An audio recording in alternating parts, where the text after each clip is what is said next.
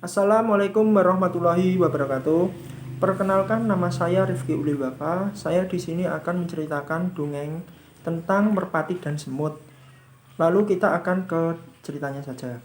Pada suatu hari, ada seekor semut kecil yang memiliki jiwa petualang. Dia merasa bosan karena terus-menerus berada di dalam sarangnya. Dia tidak mempunyai teman bermain karena sarangnya berada jauh di tepi hutan. Semut kecil tinggal di sarangnya hanya bersama ibunya. Ia pun ingin berjalan-jalan menikmati indahnya pemandangan hutan. Akhirnya si semut kecil meminta izin kepada ibunya untuk pergi jalan-jalan. Lalu semut pun berkata, "Bu, aku mau pergi jalan-jalan." Lalu ibunya menjawab, "Kok tumben mau jalan-jalan?" "Iya bu, aku bosan di rumah terus." "Mau jalan-jalan kemana?" "Mau ke hutan, melihat indahnya pemandangan." "Oh baiklah, hati-hati nak, jangan pulang terlalu sore ya." "Siap bu, aku berangkat dulu." "Iya nak." Semut pun berangkat jalan-jalan ke hutan sendirian, melihat indahnya pemandangan dan bunga-bunga bermekaran serta mata air yang jernih. Sambil berjalan-jalan, dia menyanyi riang. Pada saat dia tiba di tengah hutan, dia berjumpa dengan hewan-hewan lainnya. Si semut kecil pun melihat ulat yang sedang memakan daun. Lalu semut pun menyapa ulat itu. "Hai ulat." Lalu ulat menjawab, "Hai semut, kamu mau pergi kemana?" "Mau jalan-jalan, aku pergi dulu ya." "Oh iya, hati-hati." Si semut kecil pun melanjutkan perjalanannya. Kemudian si semut kecil berjumpa dengan seekor kupu-kupu yang sedang hinggap di sebuah bunga. Lalu semut pun menyapa kupu-kupu. "Halo tuan kupu-kupu." Kupu-kupu pun menjawab, "Halo semut, kamu mau kemana?" "Aku mau jalan-jalan ke hutan." "Oh begitu, hati-hati ya di jalan yang semut." "Baik tuan kupu-kupu." Si semut kecil pun juga bertemu dengan sekelompok bebek yang sedang berjalan. Lalu semut pun menyapa bebek itu, "Halo bebek, kalian mau pergi kemana?" Bebek pun menjawab, "Kami mau pergi berenang di sungai." "Oh baiklah, hati-hati ya." "Iya."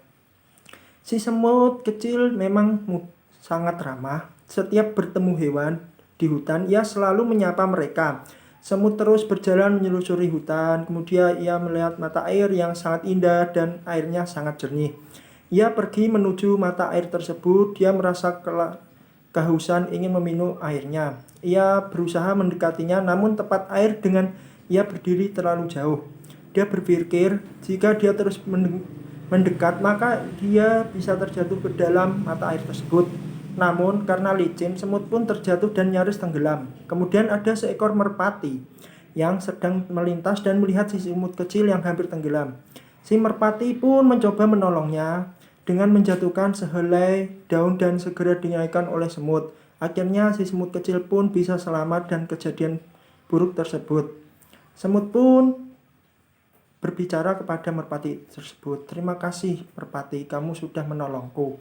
Merpati pun menjawab, "Iya sama-sama, kita sesama makhluk Tuhan harus saling menolong-menolong."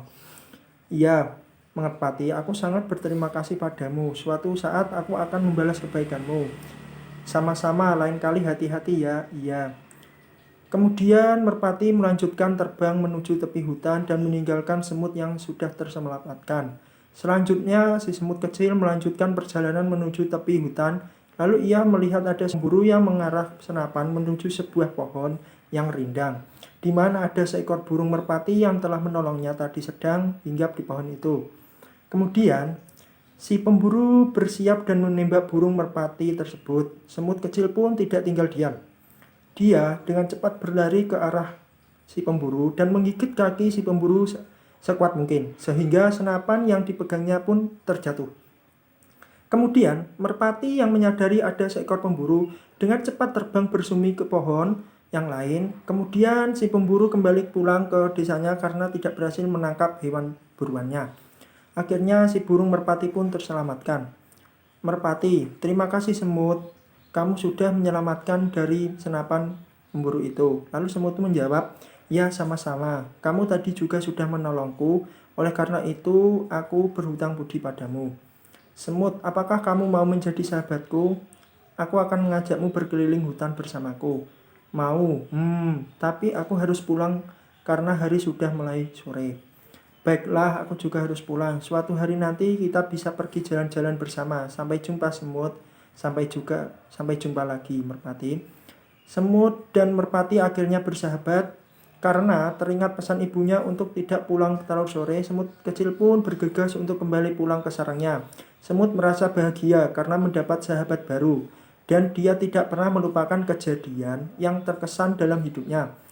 Setelah sampai di rumah, ibu sudah sangat cemas karena takut terjadi suatu hal yang buruk terhadap anaknya. Namun, perasaan cemas itu pun hilang setelah melihat si semut kecil yang telah pulang. Kemudian si semut kecil pun menceritakan apa yang telah ia alami selama di hutan. Semut pun berkata kepada ibunya, "Bu, tadi aku sesampainya di tengah hutan, aku melihat mata air yang indah dan airnya jernih. Aku merasa kehausan, lalu ingin meminum air di mata air yang berada di tengah hutan. Saat aku ingin mendekat dan meminumnya, aku hampir terjatuh ke mata air tersebut. Akhirnya aku pun terselamatkan oleh burung merpati yang sedang melintas. Ia menjatuhkan sehelai daun dan kepadaku, aku segera menaikinya."